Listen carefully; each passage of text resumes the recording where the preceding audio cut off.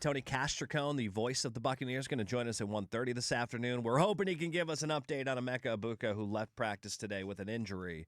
Before the injury, though, did have an incredible catch that's making its rounds on social media. A nice one-handed grab from Ibuka. We're hoping he's all right. It was reported that he was on the trainer's table for quite a while, took his shoes off, went over to the sidelines with a limp to watch the remainder of practice. So we still have a long time before week number 1, so not panicked yet. I don't expect him to play it all in the preseason, maybe a couple snaps. I didn't expect him to play in week number 1. So nothing to worry about right now, but you hope it's nothing serious. Obviously, we're used to wide receiver injuries around here, and we don't want to see that this camp. So we'll hopefully get an update for you around 1:30. There was an article that came out from The Athletic. This is Robert Mays of The Athletic. He thinks the Bucs are on the fence about Coach Todd Bowles in 2027 and beyond. So Mays is of the mind that the Bucs are not aggressive trying to get Mayfield to put pen to paper because they may be bracing for coaching turnover. He said, quote, "My gut feeling with the Bucs is this is probably the last year for this coaching staff," Mays said. And if that's the case and you are turning the page as an organization next year, you have a choice about whether you want Baker Mayfield at $47 million to be the starting point of next version of your organization. If this was a situation where it's like we're putting all of our chips in, it's a one-year thing, we have to see what we can get out of this version of the offense, then you do it. So essentially what he is saying is he believes that a new coach coming in might not want to be tied to Baker Mayfield.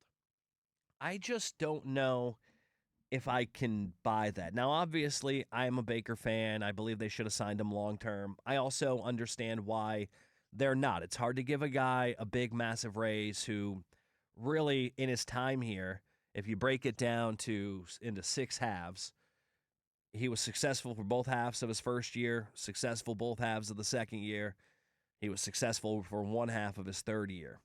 And we all kind of just remember that bad. And it is hard to get a raise after the bad, just for any workplace, right? Like if I come into the studio every day and I perform and I perform and I perform, and then all of a sudden I don't, and the ratings just take a dive, it's hard for me to ask for more money, right? And the same goes for your job. If let's say you're in sales, you're selling the hell out of the product, and all of a sudden you have a bad third and fourth quarter this year.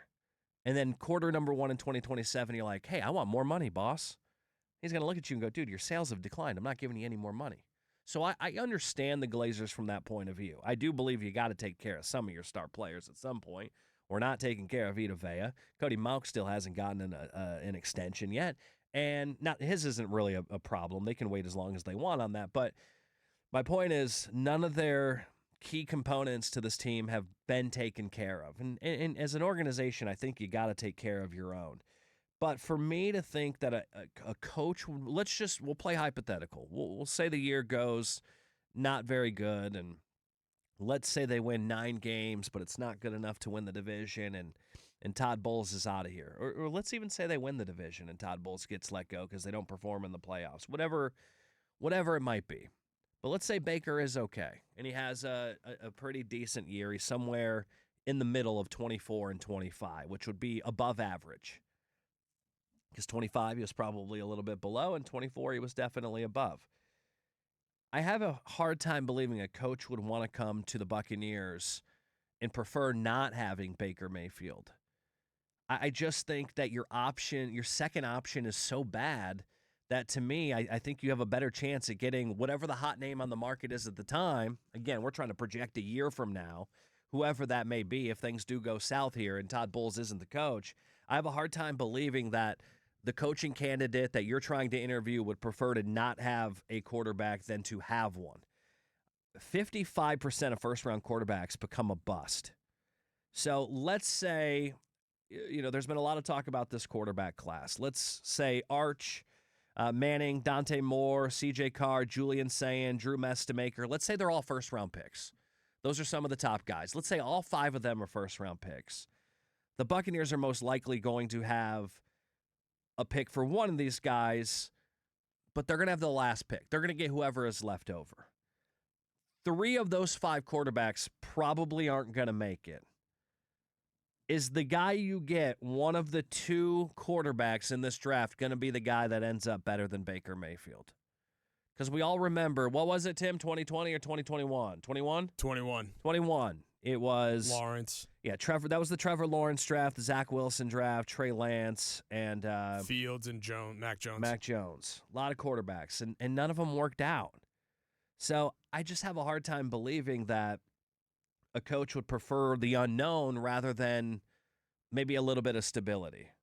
And I'm not saying that Baker is a top 5 quarterback. He definitely did not play like that last year. But I just have a hard time believing a coach would go, no, let's test our luck in the draft. I don't think a new coach would turn down having the best quarterback in the division for a chance to draft someone who might be the best quarterback in the division someday. So I thought that was an interesting take from somebody from The Athletic. I think the way you do this, the cap, because on the other side of the argument, I get having a lot of money and a lot of your cap tied up in Baker Mayfield. Maybe he's not a good enough quarterback to have a big percentage of your cap tied up into. But to me, the cap keeps going up. Your roster is pretty young. The guys that need to get paid still have a few years before they need to get paid because they are so young. So I think maybe what you do is you work off the rookie contract at quarterback. Once this roster does start to develop and these guys do get long-term deals, then you bring in the rookie quarterback with a fully loaded roster on the rookie deal. Everybody's getting paid. That, to me, is how this needs to kind of play out. I think you work with Baker with this younger team, which, look, they're young. When you look at the defensive side of things, a lot of young guys. Outside of Vita Vea, none of them, well, Yaya Diaby's going to be due some money. But for the most part, this team is young, and you got a lot of guys and a lot of starters on rookie deals still. I think you sign Baker for a little bit longer and then get these, like, once Ruben Bain is ready for his big contract, to me and the team, and let's say the team is fully loaded around Ruben Bain, that's when you bring in the rookie quarterback under the rookie contract and let him take over once he's got all the pieces around him. Right now, I just don't think they're that team ready to bring in a rookie quarterback and win with a rookie, despite the offense being really fully loaded at the offensive line, the wide receiver position. I like the running back room as well. I don't want to rely on a rookie leading a bunch of veterans on offense when I have a guy like Baker Mayfield. Yeah, Baker Mayfield is definitely a guy you need to keep around, especially right now. And I found that article rather interesting when you talked about how that the reason why they haven't signed Baker long term is the fact that the new head coach might not want to have him here. Where I've seen time and time again all across the league, a lot of the top young, especially offensive-minded, top coaching candidates go to teams with established quarterbacks. Unless you have the number 1 overall pick and you're going to get Arch Manning or, just as an example, they don't want to go to a team that's going to be a middle-of-the-pack, has no idea what's going on at quarterback team. They're just not. They don't want to do that. Well, and what you don't want to end up in is the case of the Minnesota Vikings. You don't want to get rid of Sam Darnold and then not have anyone to back him up. And J.J. McCarthy hasn't worked out there, although I still don't think he's had enough time. And I truly don't believe they had a quarterback battle there. I think Justin Jefferson all along wanted Kyler Murray to be his quarterback, and that's what he's getting. And I think he's earned the right to make his call. But that's kind of what it feels like happened there in Minnesota, because everything I've read out of their camp is Kyler Murray has not run away with it at practice. And so that report is bizarre, but I do believe Justin Jefferson believes more in the veteran. But what you don't want to be here in Tampa Bay is that, where you have a good wide receiver room, which you do, just like Minnesota, but you have no one to get these guys the ball. So I don't buy that article. That's not why Baker, to me, hasn't re-signed. I don't think it has anything to do with maybe the next coach not wanting him. First off, we're projecting way too far into this. We don't know if there is going to be a next coach. And I'll say this. I looked up the quarterback free agent list as of right now. Outside of Baker Mayfield, horrendous. He'd be the top guy. And by a wide margin. Yeah.